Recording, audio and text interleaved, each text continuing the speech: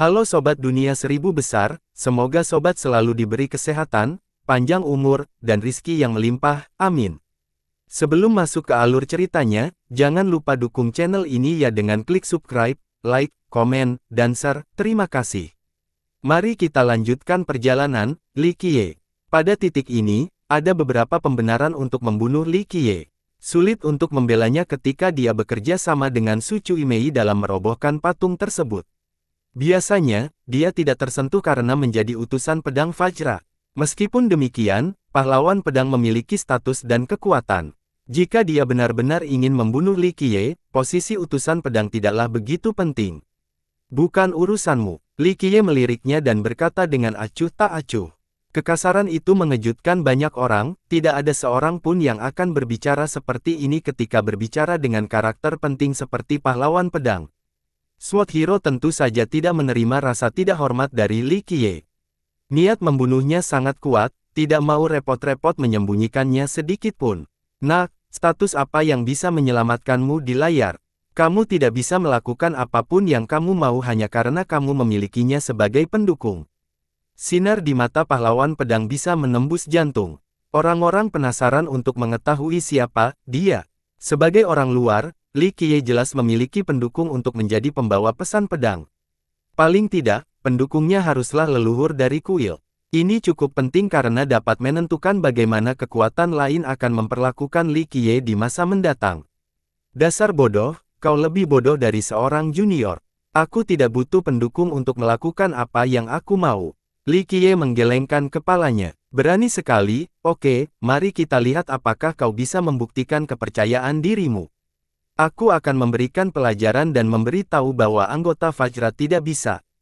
Saya bukan anggota Vajra, jangan menganggap diri saya sendiri. Li Qiye menyela dan berkata, lagi pula, bagaimana Anda akan memberi pelajaran kepada siapapun jika Anda tidak memiliki keterampilan untuk berbicara? Dari mana kepercayaan diri Anda berasal? Kerumunan orang menarik napas dalam-dalam setelah mendengar ini. Beberapa orang tersenyum sinis sebagai tanggapan. Li Qiye begitu sombong saat berhadapan dengan Pantom dan Hu Ben. Sekarang, dia bahkan lebih agresif saat berbicara dengan Sword Hero, seseorang yang jauh di atas kedua juniornya itu. Beberapa orang yang telah menontonnya menjadi sangat terbiasa dengannya sehingga mereka tidak berpikir dua kali. Anak bodoh, ini tidak sama seperti sebelumnya. Pahlawan pedang adalah seorang Grandmaster. Seorang pemuda berkerut. Dia akan segera menyesalinya, imbuh yang lain. Dia tidak bisa melawan yang mulia bahkan jika dia berada di level yang sama dengan Sion yang saleh. Lidahnya akan menjadi pembunuhnya. Satu lagi yang dinilai. Semakin banyak Sword Hero mendengarkan, semakin kuat niat membunuhnya, hampir cukup untuk membekukan area di sekitarnya. Pengalaman orang banyak semakin buruk setiap detiknya karena auranya yang tak tertahankan. Tidak ada pembunuhan yang nyata. Seorang leluhur berkomentar, sambil berpikir untuk mundur. Menjadi jelas bahwa pahlawan pedang akan membunuh Li Qiye dengan segala cara hari ini. Tidak seorang pun akan bisa menyelamatkannya. Seseorang dari generasi yang sama dengan Sword Hero berkomentar. Dia sangat mengenal Sword Hero, dia adalah orang yang akan menepati janjinya. Pahlawan pedang telah menahan diri di hadapan Raja Matahari Purba. Saat ini, ia memiliki target pelampiasan yang terus mengipasi api.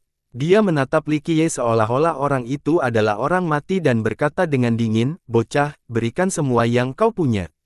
Mari kita lihat berapa banyak gerakan yang bisa kau lakukan. Tanggal tahun depan ini akan menjadi peringatan kematianmu. Kau hanya mengambil kata-kata dari mulutku. Li Qiye menyeka kedua tangannya hingga bersih dan berkata, menurutku, kau hanya akan bertahan satu atau dua gerakan saja. Apa? Beberapa penonton beruntung. Apakah dia serius? Seorang pria berpikir bahwa ini tidak masuk akal bahkan untuk Li Qiye. Inilah pahlawan pedang yang dia hadapi di sini. Seorang pemuda menambahkan, bagaimana dia bisa begitu percaya diri? Seorang leluhur menggelengkan kepalanya. Pahlawan pedang bukanlah Pantom atau Hu Ben. Kejahatan Li Qiye seharusnya tidak cukup untuk membuat klaim ini. Apakah ada orang di dunia ini yang bisa mengalahkan pahlawan pedang secepat itu? Tanya seorang ahli yang lebih tua. Banyak yang mengira hanya penguasa Dao yang tak terkalahkan yang mampu melakukan hal itu. Seseorang yang agung mungkin juga tidak dapat melakukan hal itu. Jawab seorang leluhur klan. Kerumunan orang langsung memikirkan dua kandidat, Buddha tertinggi dan kebenaran tertinggi. Akan tetapi, bahkan pembudidaya kuat seperti mereka mungkin tidak akan mampu mengalahkan pahlawan pedang secepat itu. Siapapun bisa membanggakannya. Seorang pemuda mencibir, "Yang mulia, tunjukkan padanya betapa luasnya langit dan bumi, beri dia pelajaran." Teriak seorang jenius. Itu tidak cukup, bunuh saja dia. Orang lain memiliki kebencian mendalam terhadap Li Qiye karena alasan yang tidak diketahui. Pada titik ini, mata pahlawan pedang memancarkan sinar yang mengerikan, yang mampu menembus bumi. Sinar dari mata pahlawan pedang yang berfungsi sebagai pedang dewa dan menghancurkan 10 penjuru, tampaknya mengubah dunia menjadi saringan. Aku ingin melihat bagaimana kau akan mengalahkanku hanya dengan 1 atau 2 gerakan. Pahlawan pedang tertawa, ekspresinya tampak netral tetapi kemarahan membuncah dalam dirinya. Ini pertama kalinya dia diperlakukan seperti ini. Terlebih lagi, yang melakukannya adalah seorang junior. Di masa mudanya, bakatnya luar biasa. Bahkan Ye Mingxi dan penguasa suci 5 warna tidak sehebat itu. Kemudian, ia kalah dalam persaingan memperebutkan tahta. Meskipun demikian, ia tetap menjadi salah satu tokoh terpenting dalam dinasti tersebut, tidak seorang pun berani meragukan eksperimennya saat ini. Itulah mengapa dia tidak dapat membayangkan seseorang dapat mengalahkannya dalam satu gerakan, terutama Li Qiye. Dia benar-benar percaya bahwa tidak ada satupun yang dapat melakukannya di seluruh wilayah Southwest King, bahkan seseorang seperti Buddha Supreme. Lebih jauh lagi, ia adalah leluhur yang berpengalaman, bukan lagi seorang jenius yang naif. Dengan demikian, pengalaman pertempuran dan kemampuan adaptasinya terhadap situasi sangat baik. Dia berusaha sekuat tenaga untuk tetap tenang meskipun sedang marah pada Li Qiye. Siapapun akan menggertakkan giginya dan berteriak ingin mencabik-cabik Li Qiye. Bersiaplah, jangan menahan diri. Li Qiye menyekat tangannya hingga bersih dan tersenyum. Para leluhur saling bertukar pandangan. Tak seorang pun dari mereka mengira kemenangan cepat mungkin akan diraih. Bisakah dia melakukannya? Aku yakin dia punya beberapa kartu as yang luar biasa. Gumam salah satu dari mereka. Tidak satu pun dari itu akan cukup. Seorang leluhur suci dari dinasti itu tidak setuju. Mereka memeras otak dan tidak dapat menemukan metode yang mampu mengalahkan Master Top hanya dalam satu gerakan. Adapun para pemuda, mereka bersorak untuk pahlawan pedang, ingin Li Qiye dihukum atas kejahatannya. Pahlawan pedang tidak menyebutkan komentar Li Qiye yang mendominasi. Dia tertawa sementara auranya melonjak, "Lakukan apapun yang kau mau, aku bisa menangani apapun." Pada titik ini, membunuh Li Qiye saja tidak cukup untuk meredakan amarahnya. Ia harus membuatnya mati dengan cara yang mengerikan. Li Qiye dengan santai mengambil palu besi itu lagi dan menyampaikannya sebentar sebelum mengarahkannya ke pahlawan pedang, "Aku akan membiarkanmu pergi terlebih dahulu atau kau tidak akan memiliki kesempatan untuk melakukan apapun." Pahlawan pedang menjadi gila karena sikap Li Qiye. Dia menarik napas dalam-dalam untuk menenangkan kondisi mentalnya, matanya dipenuhi dengan cahaya yang mengerikan. "Baiklah, mari kita lakukan sesuai keinginanmu." Dia setuju. Ini memang mengecewakan, melawan junior terlebih dahulu. Klang, sinar pedang terpancar dari tubuhnya, mencabik 9 langit dan 10 bumi. Sinar itu pasti bisa menebas bintang-bintang di atas. Dia mengangkat tangannya dan menyebabkan ledakan terus-menerus.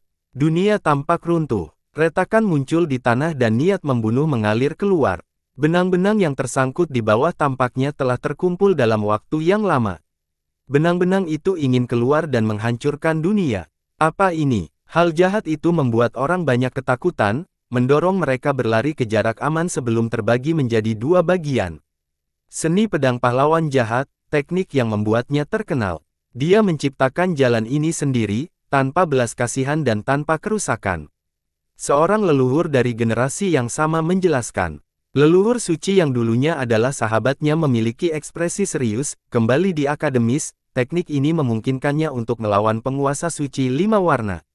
Seri, penonton menarik napas dalam-dalam. Jadi jika mereka seri di masa lalu dan pahlawan pedang lebih berbakat, bukankah itu berarti dia lebih kuat dari keempat Grandmaster sekarang? Seorang jenius menyimpulkan. Tidak harus. Kultivasi tidak hanya bergantung pada bakat. Seorang tetua agung menggelengkan kepalanya. Bagaimana Li Qiye bisa bertahan hidup sekarang? Haha. Beberapa pemuda mulai tertawa, siap untuk menyombongkan diri. Dentang, sinar-sinar pedang berkumpul menjadi pedang besar, perwujudan kekerasan dan pembunuhan. Dia telah melahap semua iblis dan hantu di bawah tanah. Kini, 3.000 dunia beserta penghuninya menjadi target berikutnya. Orang bisa mendengar suara roh-roh yang bergetar dalam energi pembunuh. Junior, sudah mati. Pahlawan pedang meraih pedang, matanya bersinar terang. Ia menjadi pencabut nyawa dari kedalaman neraka itu sendiri, di ambang kehancuran miliaran jiwa. Para penonton merasakan diri mereka sedang dimurnikan oleh aura pembunuh mengerikan yang terpancar dari sang tiran pedang, bukan perasaan terbaik yang dapat dirasakan. Mereka mengira teknik ini akan lebih dari sekedar membunuh Li Qiye. Gelombang yang tersisa akan menimbulkan kerusakan yang tak terhitung di daratan. Meski begitu, mereka tetap menonton dengan napas tertahan, ingin melihat bagaimana Li Qiye akan menangani teknik ini. Sebagian besar pemuda tidak begitu optimis. Hanya orang-orang hebat dari generasi sebelumnya yang ingin melihat metode Li Qiye yang menantang surga melawan seorang kultivator papan atas. Mungkin dia akan memanggil harta karun yang tak tertandingi. Ayo, Li Qiye mengejeknya dengan kata-kata pendek, hanya satu gerakan saja yang aku butuhkan. Wajah SWORD Hero memerah karena dia gemetar karena marah. Dia telah menahan diri selama ini, tetapi setiap orang memiliki batas. Kerumunan itu saling bertukar pandangan, berpikir bahwa tidak seorang pun dapat tetap tenang setelah berulang kali menghindarinya di tempat umum.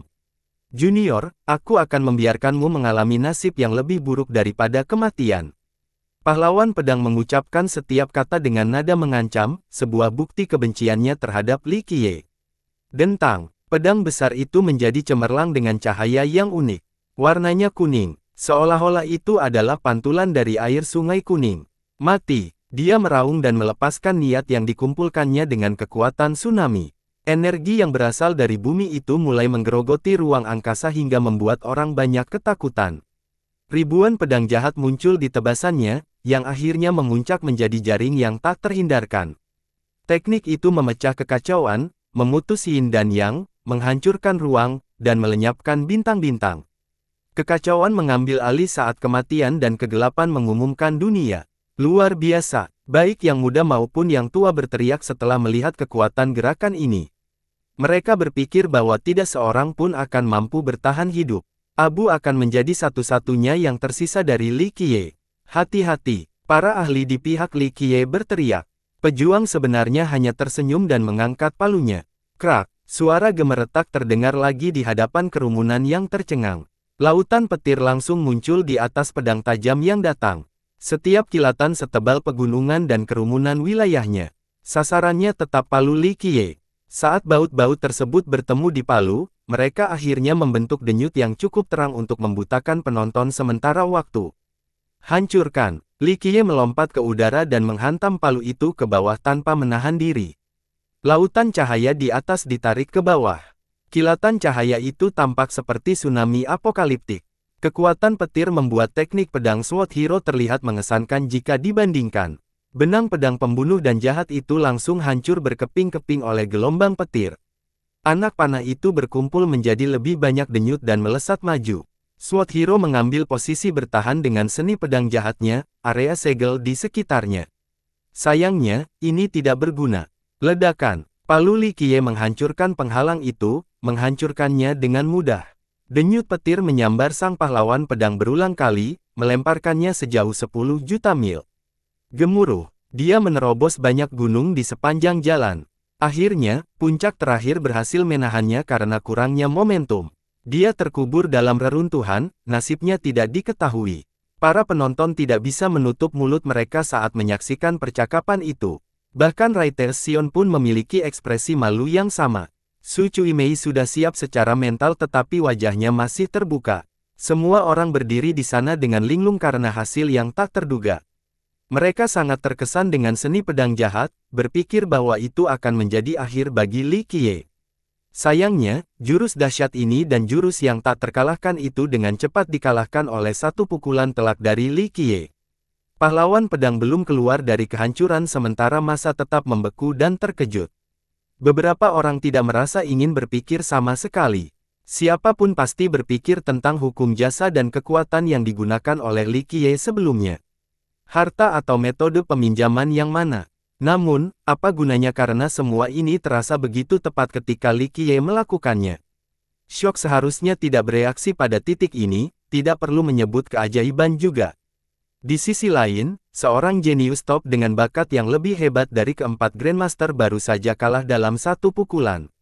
Hampir dapat dipastikan bahwa ia setara dengan keempat Grandmaster sekarang. Ilmu pedang musuh itu memiliki kekuatan yang tak tertandingi namun tidak dapat menahan tebasan palu sedikit pun. Satu gerakan, hanya satu gerakan. Seorang leluhur menganggap ini mengherankan. Semua orang mengira mereka sedang bermimpi. Tentu saja, ini jelas terjadi. Li Qiye tidak berbohong tentang hanya membutuhkan satu gerakan. Seorang ahli yang telah memperhatikan gumaman Li Qiye. Ketika orang-orang mulai sadar kembali, mereka mengira bahkan mimpinya tidak akan mengalami perkembangan yang begitu mengejutkan. Rai Taesion dan Su Cuimei tersenyum pahit, tidak mampu mengekspresikan emosi mereka saat ini. Mereka berdua sangat kuat, cukup untuk mendominasi wilayah manapun. Sayangnya, prestasi mereka tak ada apa-apanya jika dibandingkan dengan Li Qiye, ada dua anak muda yang bersaing dengan bulan yang cemerlang. Segala sesuatu mungkin terjadi di dunia yang luas ini. Ucap sang pewaris setelah mendapat pencerahan hari ini. Bagaimana kabar Sword Hero? Tanya salah satu penonton. Sword Hero terkubur di bawah reruntuhan di tempat yang sangat jauh. Jika dia bahagia, dia akan tetap mengalami luka parah. Anggota Vajra sudah datang membantu, kata seorang kultivator. Mereka yang sebelumnya mendukungnya dengan lantang tutup mulut. Tak seorang pun yang mau repot-repot pergi ke sana dan membantunya. Pada akhirnya, orang-orang dari dinasti itu sendiri yang harus pergi. Setidaknya, mereka harus membawa kembali mayatnya dalam skenario terburuk. Seorang anggota keluarga kerajaan tidak bisa ditinggalkan di hutan belantara. Apakah kita sudah selesai di sini, tuan-tuan? Li Qiye kemudian melirik ke arah kerumunan. Mereka saling bertukar pandangan dan tidak ada yang berani menjawab karena takut, tidak ada yang masuk akal jika menyangkut Li Qiye. Sebaiknya jangan memancing keberadaan jahat ini di masa mendatang. Kita pergi. Seorang leluhur memberitahu juniornya dan pergi. Yang lain juga tidak berani berlama-lama di sana, karena tidak ingin mengganggu Li Qiye. Hanya sebagian kecil yang bertahan di sana. Sebagian besar menjaga jarak aman dari puncak untuk menonton. Kau ingin aku membawamu menuruni puncak juga? Li Qiye menatap Su Cuimei dan Rai Taesion. Sang keturunan memiliki ekspresi kedinginan dengan mulut sedikit terbuka. Ia kehilangan kata-kata, lebih terlihat seperti anak yang patuh daripada seorang jenius yang tak terhentikan. Tentu saja tidak, tuan muda. Su Cuimei merasa lebih tenang karena dia lebih mengenal Li Qiye. Dia tersenyum dan melanjutkan, kami memang ingin mengundang Anda ke sekte kebenaran. Serahkan saja pada takdir. Li Qiye menjawab dengan acuh tak acuh. Kami akan menunggu kedatanganmu, tuan muda. Dia tersenyum menawan. Dia kemudian menatap keduanya dengan fokus pada sang keturunan, meskipun aku belum melihat pemimpin sekte yang saleh, seharusnya tidak semudah itu bagimu untuk mengalahkannya. Senior itu hanya bersikap baik. Sang pewaris tidak lagi memiliki aura arogansi ketika berbicara kepada Li Qiye. Anda memang tahu segalanya, tuan muda. Su Cuimei menyela. Tidak perlu menyanjungku, aku tahu apa yang kau lakukan. Tetapi sebagai bentuk apresiasi atas kecerdasanmu, aku tidak akan mempersulit kalian berdua. Li Qiye berbicara di lengan bajunya. Terima kasih, tuan muda. Su Cuimei membungkuk. Sulit rasanya marah pada seseorang yang imut dan pintar seperti dia. Tidak ada lagi yang bisa dilakukan di tanah suci, kembalilah dari tempat asalmu. Perintah Li Qiye. Keduanya mengerti bahwa dia ingin mereka pergi. Sang pewaris melangkah maju dan membungkuk, merupakan keberuntungan seumur hidup untuk bertemu dengan Anda dalam perjalanan ini, tuan muda. Ini adalah hadiah terbesar. Su Cuimei tidak tampak serius sebagai pewaris tetapi tetap memasang ekspresi serius, meskipun waktu kita bersama hanya sebentar, saya benar-benar mendapat manfaat dari bimbingan Anda, tuan muda. Jika Anda membutuhkan saya di masa mendatang, katakan saja kata-kata itu dan saya akan melakukan yang terbaik terlepas dari bahayanya. Dia jarang bersikap seserius ini sebelumnya karena itu bukan bagian dari kepribadiannya yang ceria. Aura barunya ini tampak agak angkuh, mirip dengan dewa yang siap naik tahta kapan saja. Tentu saja, aura ini hanya bertahan cukup lama sampai dia selesai berbicara. Dia kembali menjadi wanita yang bersemangat dan manis sekali lagi. Li Qiye tidak merasa terkejut dengan hal ini dan menerima penghormatan mereka. Pergilah sekarang. Keduanya membungkuk sekali lagi sebelum meninggalkan area itu dengan tenang. Li Qiye tidak bertahan lama setelah keduanya pergi. Dia melemparkan palu kembali ke landasan dan turun. Hanya itu, para murid dan guru di sekitarnya terkejut, terutama guru yang tadi menonton. Para guru mengira bahwa Li Qiye hampir melakukan sesuatu yang luar biasa setelah memurnikan sisa-sisa ampas. Mungkin hasilnya adalah harta karun yang luar biasa. Cairan dalam kuali masih mengalir deras dan memercik. Apinya juga kuat, sehingga cairan tidak bisa mendingin. Beberapa guru mendarat di puncak dengan siswa di belakang mereka. Coba kita lihat di sini. Seorang guru yang kuat ingin mengambil logam cair itu tetapi menariknya kembali karena suhunya yang sangat panas. Mereka tidak tahu mengapa Li Qiye pergi di tengah proses. Mungkin dia hanya bermain-main karena bosan. Guru yang lain bergumam. Seorang guru yang lebih tua menggelengkan kepalanya, tidak, Li Qiye bukan tipe orang seperti itu. Dia melakukan segalanya karena suatu alasan. Mungkinkah pemurnian ampas ini menjadi senjata? Seorang guru bertanya, tentu saja, ampas yang tertinggal dari pemurnian tingkat penguasaan Dao mungkin berharga, tetapi tidak pada mata orang seperti dia.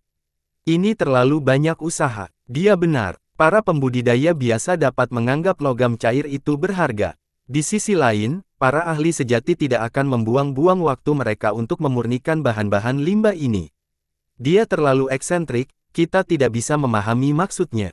Niat lama menggelengkan kepalanya dan menyimpulkan. Rekan-rekannya setuju dan tersenyum kecut. Yah, itu tidak masalah. Kembalinya api itu tetap menjadi berita bagus bagi akademisi kita. Seorang guru menjadi bersemangat. Sejak kuali itu kembali, akademi memiliki lebih banyak kesempatan di masa mendatang untuk membuat artefak yang menakjubkan. Benar, akan jauh lebih mudah untuk membuat sesuatu yang kuat sekarang. Yang lain mengangguk setuju. Pada akhirnya, mereka tidak berani mengganggu bisnis Li Qiye. Mereka mengabaikan interaksi terus-menerus antara api dan sisa logam. Para siswa yang ikut juga penasaran. Namun, mereka malah fokus pada palu. Semua orang tahu tentang kisah legendarisnya dengan para penguasa Dao dan penguasa tertinggi. Sayangnya, tidak seorang pun mampu melanjutkannya setelah api utamanya padam hingga Li Qiye.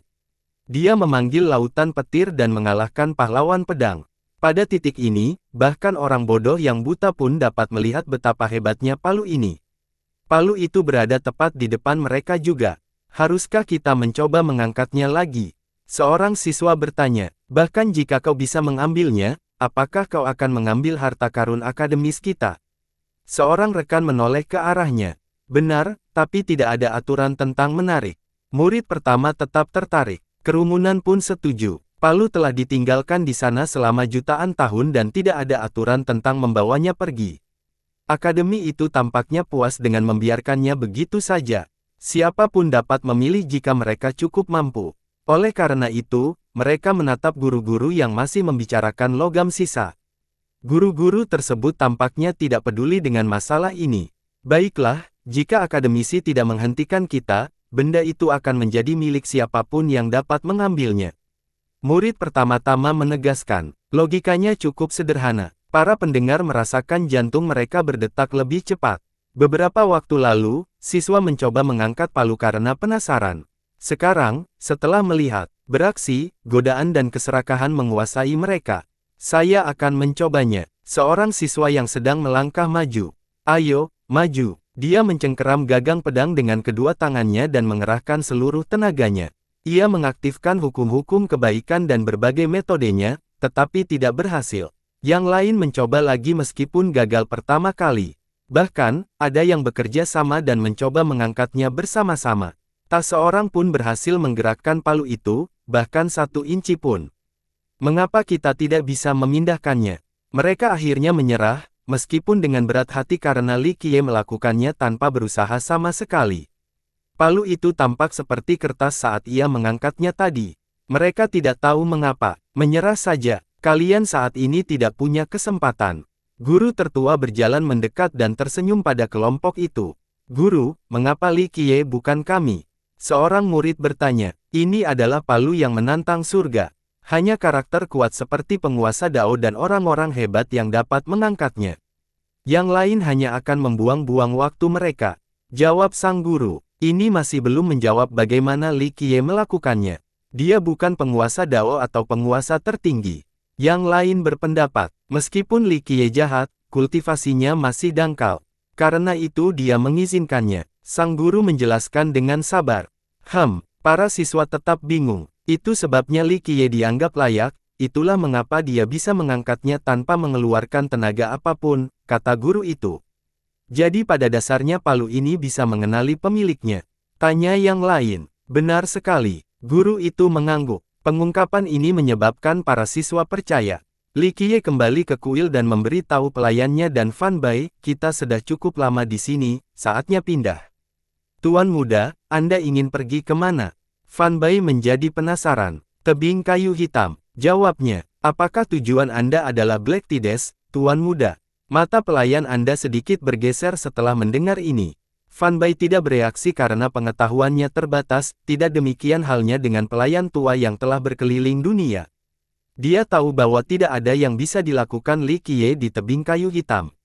Satu-satunya hal yang menarik di sana adalah Black Tides.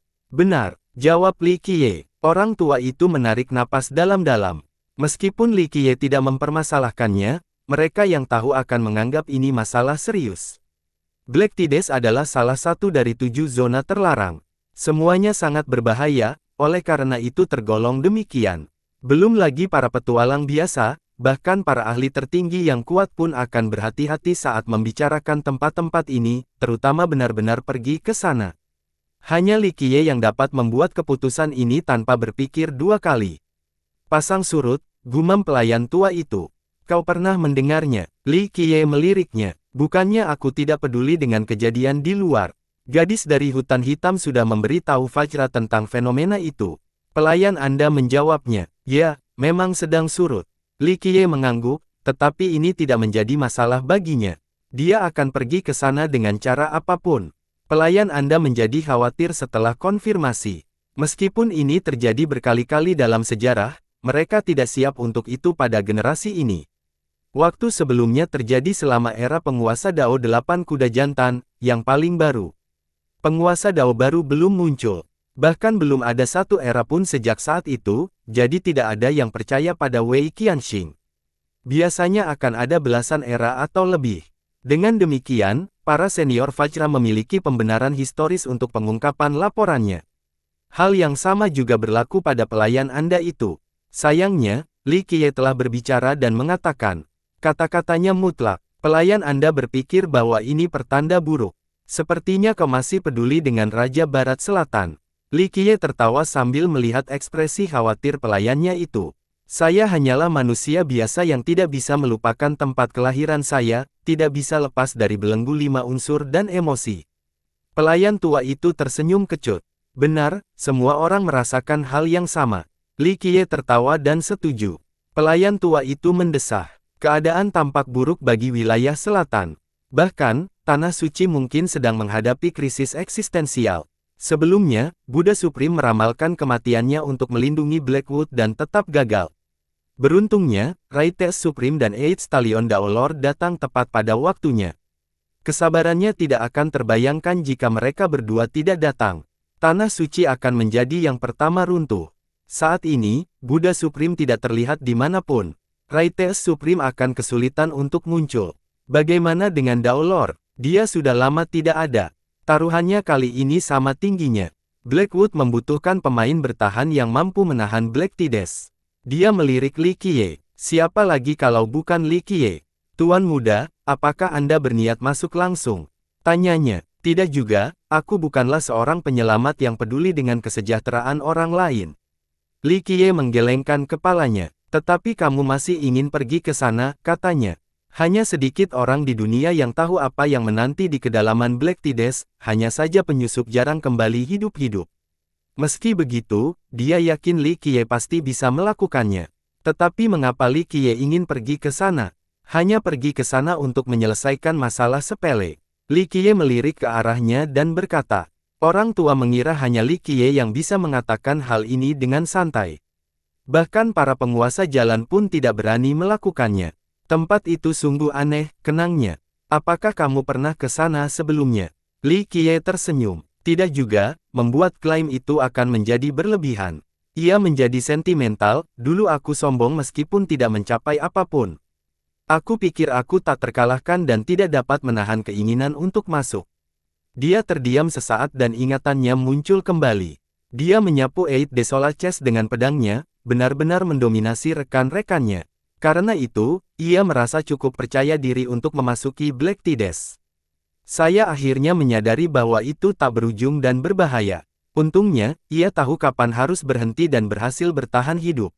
Luasnya biasa saja, saya seperti lalat tanpa kepala yang terbang kemana-mana. Saya tidak tahu seberapa jauh saya melangkah. Katanya, tidak perlu malu, fakta bahwa kamu meninggalkan tempat tinggalmu saja sudah cukup luar biasa. Jawab Li Qiye, kamu terlalu baik. Dia memaksakan senyum. Siapapun yang memasuki tempat itu akan merasa dirinya tidak berarti, seperti setetes air di lautan. Sebagian besar akan langsung hilang setelahnya. Mencapai area terdalam sangatlah sulit. Hanya penguasa Dao perkasa yang dapat melakukannya. Tentu saja, tidak ada jaminan bisa meninggalkannya dalam keadaan hidup. Jadi, benda apa itu? Dia menanyakan pertanyaan lama yang sudah ada di benaknya. Apa yang kamu lihat? Jawab Li Qiye. Apakah itu hantu? Tanyanya dengan berani. Tentu saja, hantu, bagi para petualang berbeda dengan hantu di benak manusia. Hantu yang digambarkan oleh manusia tidak lebih dari sekadar sisa-sisa niat jahat dengan dendam. Itu tergantung pada definisimu. Li Qiye penciptanya dan berkata, banyak orang akan menganggap mereka hantu. Sedangkan aku tidak setuju dan percaya bahwa itu adalah hal-hal yang seharusnya tidak ada. Begitu, dia berdoa. Di masa lalu, ia melangkah cukup jauh untuk melihat hal-hal yang belum pernah terjadi sebelumnya, yang meninggalkan kesan yang tak terlupakan dalam dirinya. Bersiaplah, perintah Li Qiye, lalu kembali ke kamarnya. Yang Ling datang sebelum kepergian Li Qiye. Saya ingin pergi ke tebing kayu hitam bersama Anda, Tuan Muda. Meskipun dia bukan seorang jenius, dia tetap memiliki sifat-sifat yang mengagumkan seperti sangat terus terang. Dia adalah orang pertama yang mengetahui perjalanan Li Qiye karena Fan Bai datang untuk mengucapkan selamat tinggal. Kenapa? Li Qiye menatapnya. Saya ingin memperluas wawasan saya. Bagi para senior yang bercerita tentang Blackwood dan kisah-kisah menakjubkannya, hanya saja saya tidak pernah berkesempatan untuk mengunjunginya. Dia buru-buru menjawab. Dia hanya tersenyum. Tuan Muda, tolong bawa aku juga. Saya dapat melayani Anda atau melakukan apapun yang Anda butuhkan. Aku akan sangat takut. Dia meraih lengannya dan memohon. Orang lain tidak berani bersikap begitu akrab dengan Li Qiye. Di sisi lain, Yang Ling lebih mengenal Li Qiye sehingga dia bertindak berani. Kemasi barang-barangmu. Li Qiye akhirnya mengizinkannya. Dia menjadi gembira dan bersorak sebelum berbicara, tidak perlu kembali, keluargaku sudah menyiapkan segalanya untukku. Setelah mengatakan itu, dia menepuk-nepuk kantong spasialnya. Itu bukan idenya sendiri. Keluarganya, terutama ayahnya, ingin dia bersama Li Qiye. Dia cukup cerdas untuk memahami potensi Li Qiye yang tidak terbatas. Ada kemungkinan dia akan menjadi penguasa dunia masa depan. Oleh karena itu, dia tidak ingin melewatkan kesempatan ini dan berharap menantunya dapat tinggal bersama Li Qiye. Ini akan menguntungkan Yang Ling dan klan. Mereka mungkin mencapai puncak yang belum pernah terjadi sebelumnya sebagai hasilnya. Baiklah, Li Qiye melambaikan tangannya. Yang Ling dengan senang hati pergi dan mencari Fan Bai. Yang terakhir memainkan peran besar dalam keputusan Li Qiye. Fan Bai tidak punya teman jadi sebaiknya ada gadis ceria seperti Yang Ling di belakangnya. Tentu saja, Yang Ling dan ayahnya bukan satu-satunya yang punya ide ini.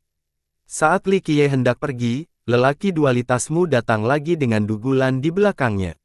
Dia selalu menjadi pemandangan yang menarik untuk dilihat kemanapun dia pergi, cantik dan anggun, selalu menarik perhatian. Saya mendengar tentang kepergian Anda, Tuan Muda. Orang tua itu membungkuk dan berkata, saya minta maaf atas kurangnya keramah tamahan selama Anda tinggal di Duality. Tidak perlu basa-basi, kata Li Qiye. Kau akan pergi ke Blackwood, kan? Laki-laki Anda itu tersenyum dan bertanya. Li Qiye mengangguk. Jadi, apakah air laut benar-benar surut? Matanya sedikit bergeser. Tokoh-tokoh penting di Tanah Suci telah menerima informasi ini dari Wei Qianxing. Meskipun demikian, hampir semuanya mengabaikannya. Dia sendiri berpikir bahwa hal itu sangat tidak mungkin. Namun, perjalanan Li Qiye ke sana pasti ada alasannya. Katakan saja padaku, jawab Li Qiye. Ia menjadi gugup karena ini adalah masalah yang mengerikan, tidak seorang pun di Tanah Suci dapat lolos dari ini. Bahkan, seluruh wilayah selatan bisa runtuh. Kalau begitu, kita harus bersiap. Dia menatap lurus ke arah Li Qiye dan menjawab. Bekerja sama dengan baik itu lebih baik. Kata Li Qiye datar. Orang tua itu tidak memberikan respon. Tanah Suci saat ini tidak sama seperti sebelumnya. Sebelumnya, Buddha Agung yang memimpin dan solidaritas mencapai titik tertinggi sepanjang masa. Satu perintah darinya akan menghasilkan pekerjaan yang sama dari Tanah Suci. Sekarang, orang-orang mengira dia sudah mati. Jadi, berbagai kekuatan memiliki perhitungan yang egois. Meskipun menjadi salah satu tokoh paling berpengaruh, dia jelas tidak bisa menyatukan Tanah Suci. Saya tidak memiliki kekuatan maupun status yang cukup untuk melakukan ini. Tuan Muda, Tanah Suci bergantung pada kepemimpinan Anda. Ucapannya lembut. Sekelompok orang bodoh, jika bersama-sama, tetaplah orang bodoh. Hanya akan ada lebih banyak orang dan lebih banyak lagi keriuhan. Apakah kau benar-benar berpikir mereka akan bekerja sama dengan sepenuh hati melawan musuh? Li Qiye terkekeh. Orang tua itu tampak kedinginan. Komentar Li Qiye, meski tidak mengecewakan, tetap saja jujur. Fajra saat ini memegang kendali, tetapi banyak kekuatan lain menginginkan posisi itu. Pada masa lalu, Buddha tertinggi dan Gunung Suci mencegah mereka untuk mengambil alih kekuasaannya. Ada beberapa hal yang berbeda saat ini. Pertama, Buddha Supreme tidak ada. Kedua, Raja Matahari Purba dianggap sebagai pemimpin yang gagal. Yang lain tidak lagi ingin berada di bawah pengawasan Fajra.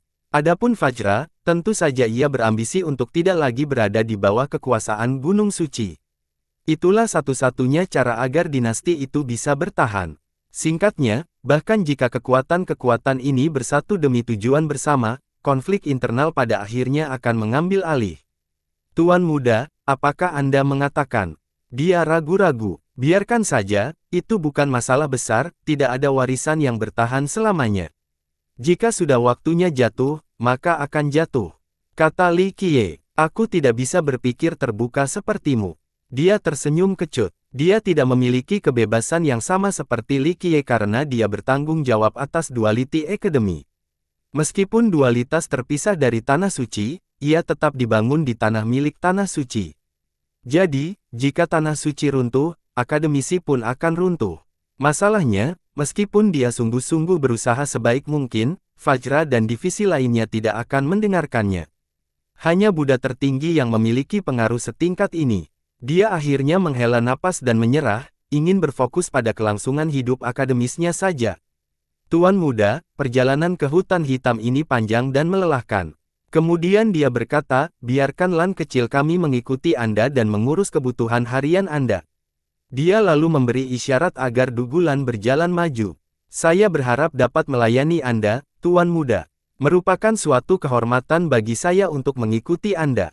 Dugulan menundukkan kepalanya. Orang tua itu ingin Dugulan tetap tinggal bukan hanya karena status Li Qiye tetapi juga agar dia belajar lebih banyak. Orang luar akan menganggap ini tidak masuk akal. Dugulan adalah jenius nomor 1 di Tanah Suci. Sekarang, dia akan menjadi pembantu Li Qiye. Tidak ada yang panjang dan sulit dalam hal ini hanya jalan-jalan saja. Li Qiye menolak. Tuan Muda, Anda pasti berpikir bahwa nona kecil kita tidak cukup pintar. Orang tua itu tersenyum pahit. Tidak, dia jenius yang langka.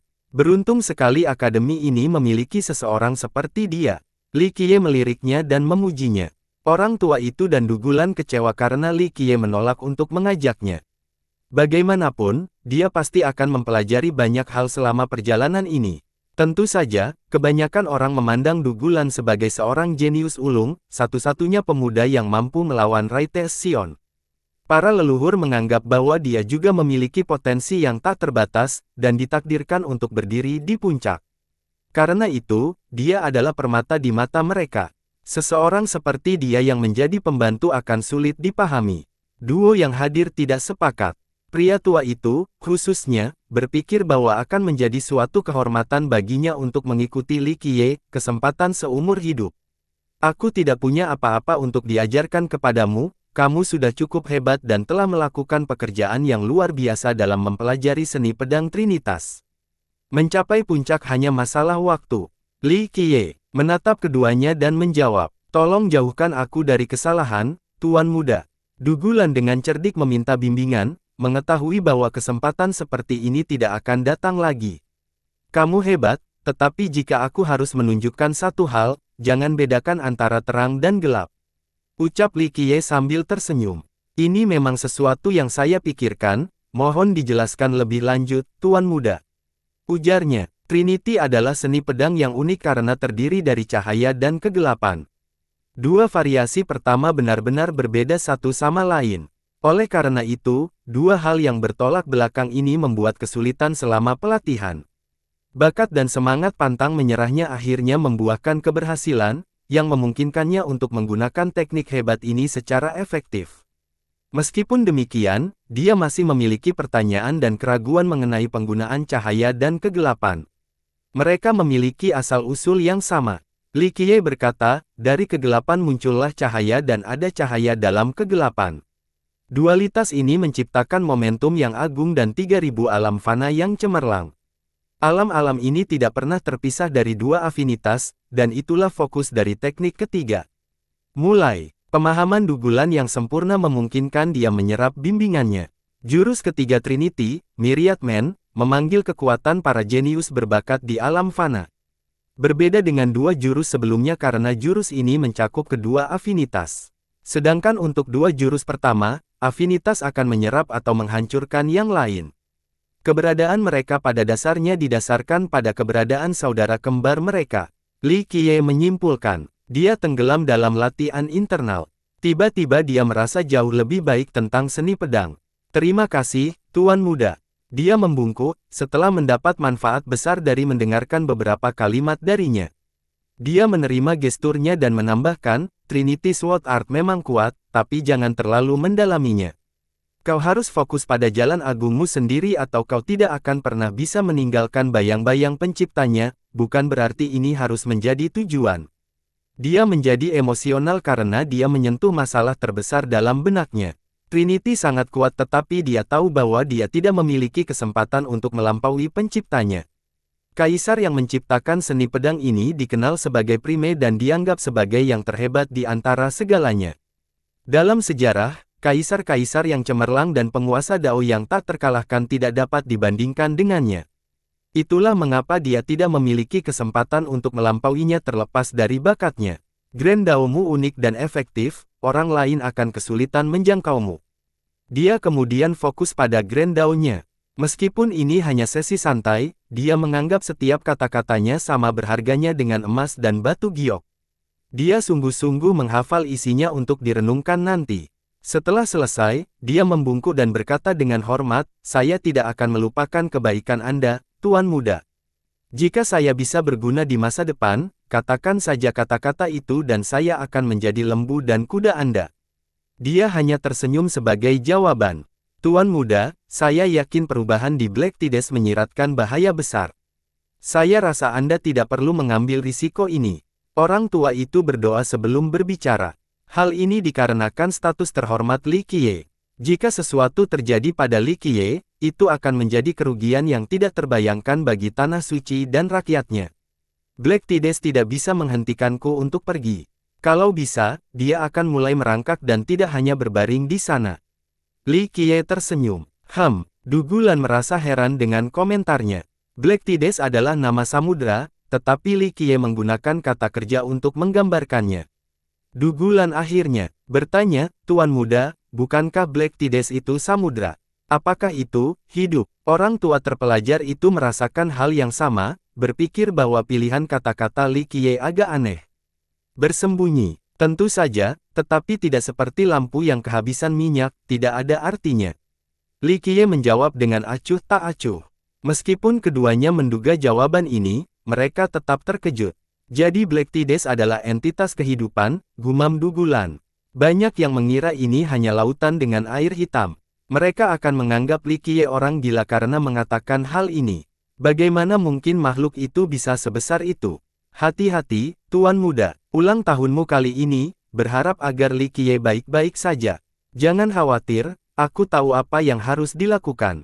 Li Qiye tersenyum. Saat kelompok itu hendak meninggalkan Akademi Dualitas, Li Qiye tidak tahu siapapun. Meskipun demikian, Dugulan dan lelaki tua itu agresif untuk mengusirnya. Mereka tahu dia tidak suka bermimpi jadi mereka datang sendiri.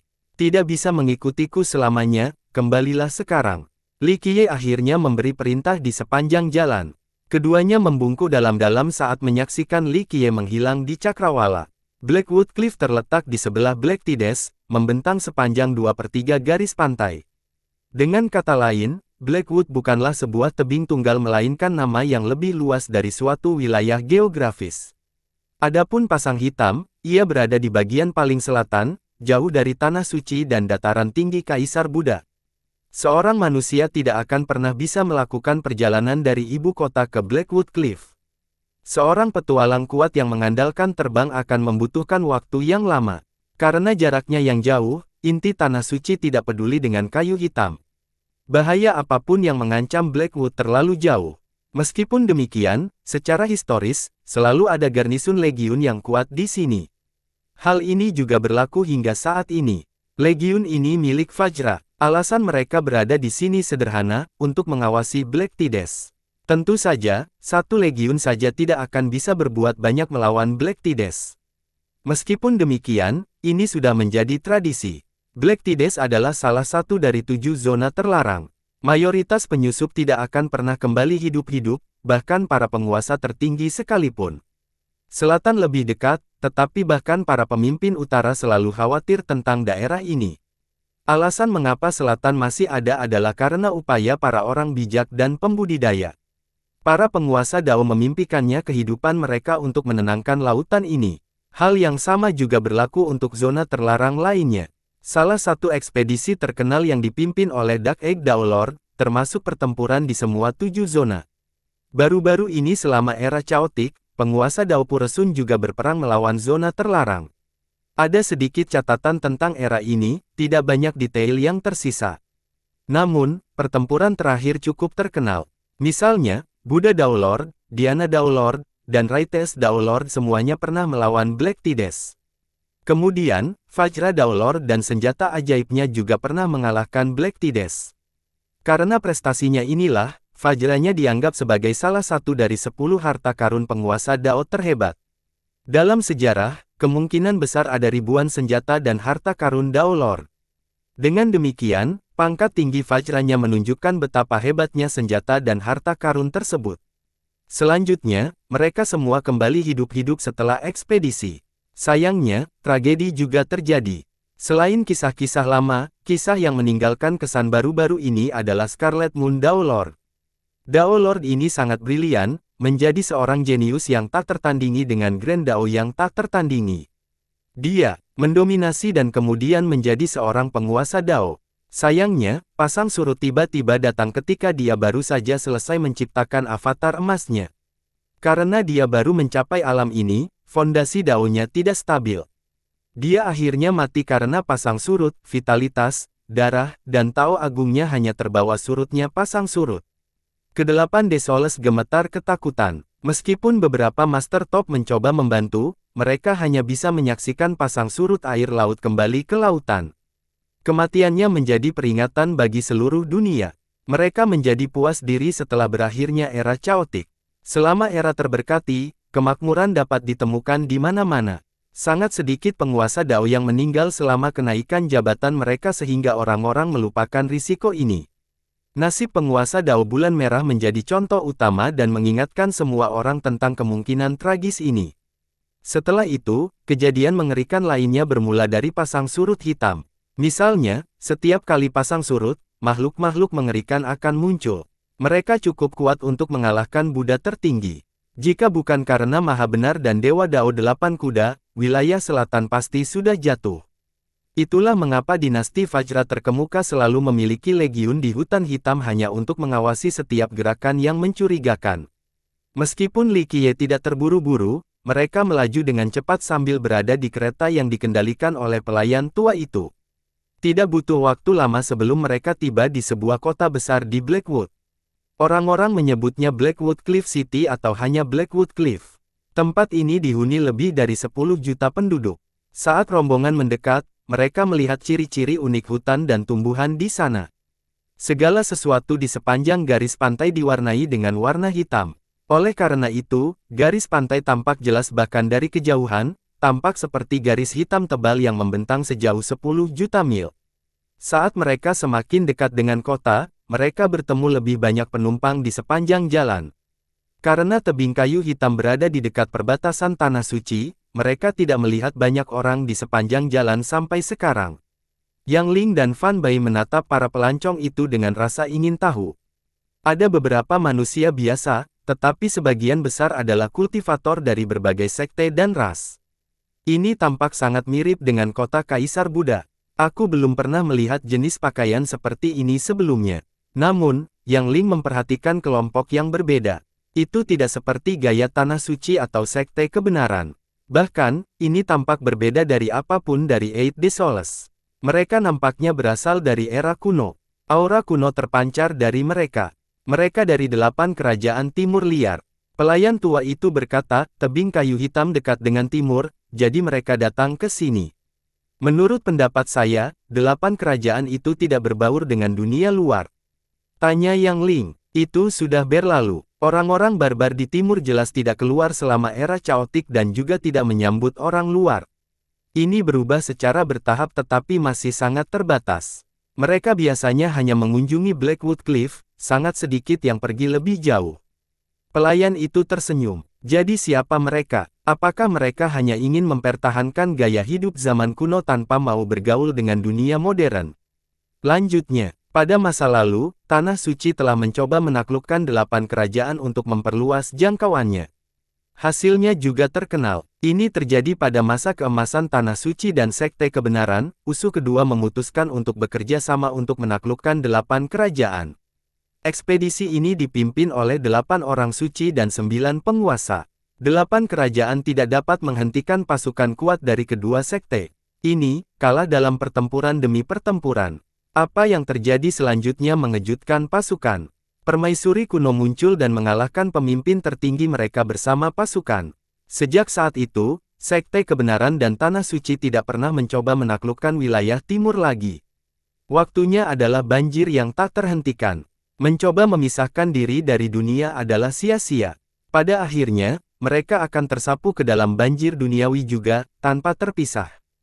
Kata pelayan Anda itu. Li Qiye tidak langsung masuk ke kota, tetapi pelayannya itu menuntunnya ke pesisir pantai. Sebuah panggung megah melayang di langit di atas udara tepat di luar kota. Perlu diingat bahwa keseluruhan Blackwood menyerupai tebing tepat di sebelah Black Tides. Saat berdiri di tepian ini, orang bisa melihat lautan yang terkenal di depan. Hampir semua orang di Eight de Solaces pernah mendengar namanya sebelumnya dan kisah-kisah mengerikannya. Meskipun demikian, melihatnya secara langsung tetaplah menakjubkan. Ketika orang membayangkan lautan, mereka akan membayangkan udara biru dan langit yang cerah. Namun, hal itu tidak berlaku untuk lautan yang tak terbatas di depan. Sesuai dengan namanya, airnya benar-benar hitam. Selain itu, airnya juga terasa cukup pekat. Kalau saja warnanya hitam seperti tinta cumi-cumi, orang-orang tidak akan keberatan untuk berpetualang di sana. Namun, ketebalannya menakutkan. Mereka berpikir bahwa begitu mereka melangkah masuk, mereka akan terjebak di sana, tidak bisa keluar. Terlebih lagi, karena ketebalannya, permukaan udara seharusnya cukup tenang. Namun, pada kenyataannya, lautan ini bergejolak dengan ombak tinggi yang selalu menghantam pantai, siap menyapu daratan. Langit pun tidak biru. Rupanya setelah jutaan tahun, uap air menghasilkan kabut tebal yang menyebar ke seluruh permukaan. Dalam arti tertentu, seseorang akan merasa bahwa mereka sedang berdiri di hadapan seekor binatang besar dengan rahang berdarah yang terbuka lebar. Kesan pertama yang biasanya muncul adalah rasa takut dan ngeri. Yang Ling dan Fan Bai pernah mendengar tentang tempat ini sebelumnya, tetapi ini adalah kunjungan pertama mereka. Mereka merasakan hal yang sama seperti orang lain. Kenapa airnya hitam? Yang Ling mengemukakan hal ini. Sebenarnya, ini mungkin pertanyaan pertama yang terlintas di benak setiap orang setelah melihat laut. Pasti sudah ditanyakan jutaan kali. Li Qiye tersenyum sementara pelayannya menjawab, ada banyak legenda mengenai hal ini. Apa itu? Fan Bai yang tadinya terkagum-kagum, kini juga menjadi tertarik. Ada yang bercerita tentang batu sumber kegelapan yang berada di celah terdalam lautan. Batu itu menodai seluruh benda itu dengan afinitas kegelapannya. Jika seseorang jatuh ke dalam udara tanpa cukup kuat, mereka akan langsung membusuk. Orang tua itu menjawab sambil menatap lautan. Hal ini menyebabkan keduanya langsung terhuyung mundur. Sungguh, lautan hitam ini tampak ingin menelan penyusup. Jadi, apakah ini benar? Fan Bai bertanya dengan nada datar. Saya tidak tahu. Lelaki tua itu berhenti menatap dan menggelengkan kepalanya, tampak sedikit emosional, hanya mereka yang benar-benar bisa sampai di sana yang tahu apakah ada batu seperti itu atau tidak. Bisakah kamu melakukannya? Yang Ling bertanya, menyadari bahwa pelayan tua itu bukanlah seorang petualang biasa. Aku hanya akan mempermalukan diriku sendiri karena rendahnya latihanku. Lelaki tua itu tersenyum kecut, jumlah orang yang bisa sampai di sana sangat sedikit. Hanya tokoh seperti Diana atau Vajra Daolord yang dapat melakukannya. Yang lain hanya akan mencari kematian. Aku pernah mendengar tentang ini sebelumnya. Yang Ling menjadi bersemangat setelah mendengar tentang ekspedisi tersebut, mereka mengatakan bahwa Dewa Vajra Dao menghancurkan kubah langit di sini dengan senjatanya. Yang Ling berasal dari kalangan bangsawan dan telah menghafal kisah-kisah dari 4 penguasa Dao. Inilah salah satu alasan mengapa dia sangat bersemangat untuk mengunjungi Black Tidus. Benar sekali, itu menunjukkan betapa sengit dan kompetitifnya pertempuran itu. Orang tua itu mengangguk. Yang Ling tidak berpikir seperti itu. Dewa Vajra Dao dikenal tak terkalahkan. Jadi, jika dia mampu menekan Black Tidus, pertarungannya tidak akan begitu dahsyat. Pertarungan itu akan berakhir dengan tenang. Bagaimana dengan Master Dualitas? Yang Ling mengangkat orang lain, saya mendengar bahwa Tuan datang dengan bebas tanpa ada yang menghentikannya. Sebagai murid Duality, ia juga mendengar tentang eksploitasi sang pendiri. Rumor mengatakan bahwa Black Tidus sama sekali tidak bereaksi terhadap kehadirannya. Dia berjalan masuk seolah-olah itu adalah halaman belakang rumahnya sendiri. Banyak yang tidak percaya dengan legenda ini. Semua orang tahu bahwa Duality Master adalah manusia biasa. Bagaimana mungkin manusia biasa bisa berjalan bebas di Black Tidus? Itu tidak mungkin. Bahkan para penguasa Tanah Suci harus berjuang sepanjang jalan agar bisa masuk, lalu saling membunuh agar bisa keluar. Semua makhluk, terlepas dari kekuatan mereka, akan merasa sangat sulit untuk bepergian di wilayah ini. Meskipun demikian, Duality Master benar-benar melakukannya. Ya, menurut catatan, Duality Master adalah satu-satunya yang bepergian dengan bebas di Black Tidus tanpa perlawanan apapun. Kata lelaki tua itu sungguh-sungguh. Bagaimana dia melakukannya? Yang Ling tidak dapat menemukan alasannya. Ini memang misteri yang telah berlangsung selama berabad-abad. Aku tidak tahu, kata lelaki Anda, mungkin dia makhluk yang unik, atau mungkin dia telah lolos dari 5 elemen dan batasan dunia. Atau, Black Tidus takut sehingga dia melakukan apapun yang dia inginkan.